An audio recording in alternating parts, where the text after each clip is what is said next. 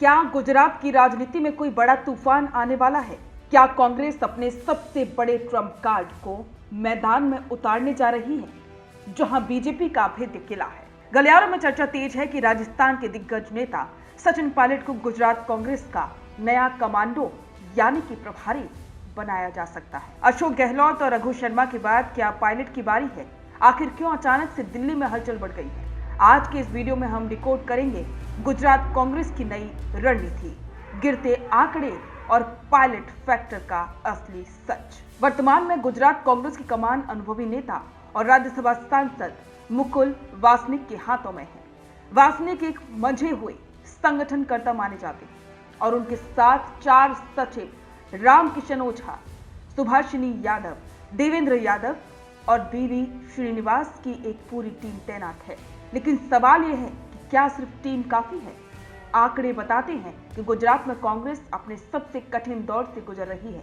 182 सदस्यों वाली विधानसभा में आज कांग्रेस के पास महज 12 विधायक बचे हैं।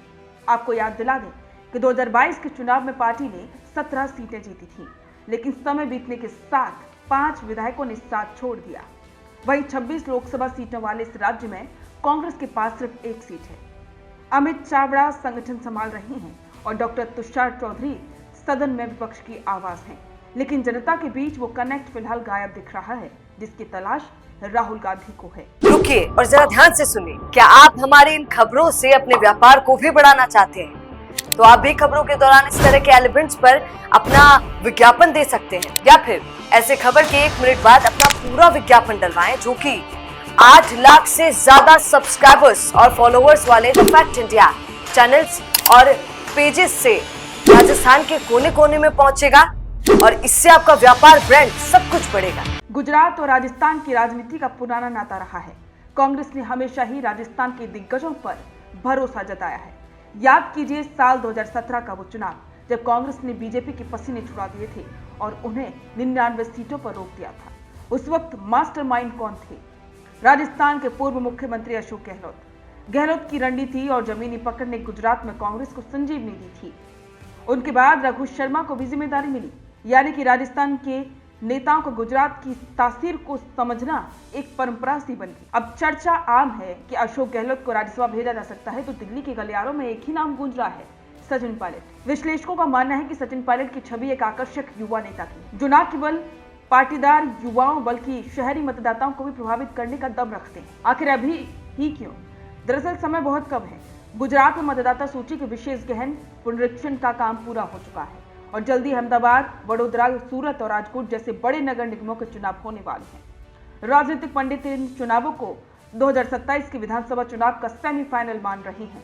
कांग्रेस को एक ऐसे चेहरे की जरूरत है जो रैलियों में भीड़ जुटा सके और कार्यकर्ताओं में जोश भर सके। चर्चा तो ये भी है कि सिर्फ पायलट ही नहीं, बल्कि खुद प्रियंका गांधी भी जल्द ही गुजरात का दौरा कर सकती हैं।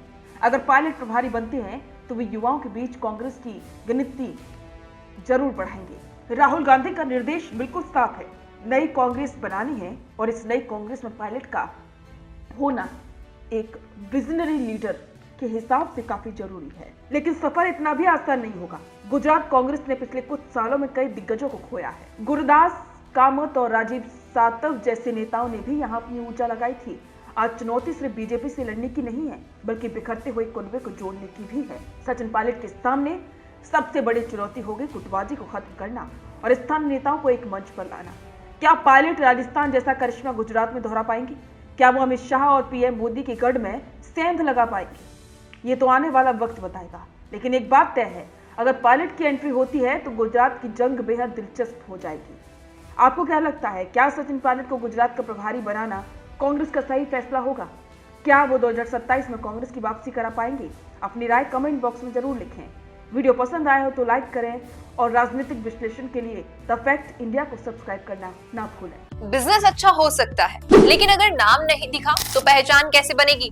अब टेंशन छोड़िए, द फैक्ट इंडिया आपके बिजनेस को देगा वो पहचान जो पूरे राजस्थान में हर किसी तक पहुंचे। न्यूज चैनल पर विज्ञापन, पॉडकास्ट और प्रमोशन के जरिए आप सीधे 5 लाख सब्सक्राइबर और 10 करोड़ से ज्यादा व्यूज तक अपनी पहुंच बना सकते हैं। तो देर किस बात की, आज ही द फैक्ट इंडिया से जुड़िए और अपने बिजनेस को बनाइए हर घर का नाम।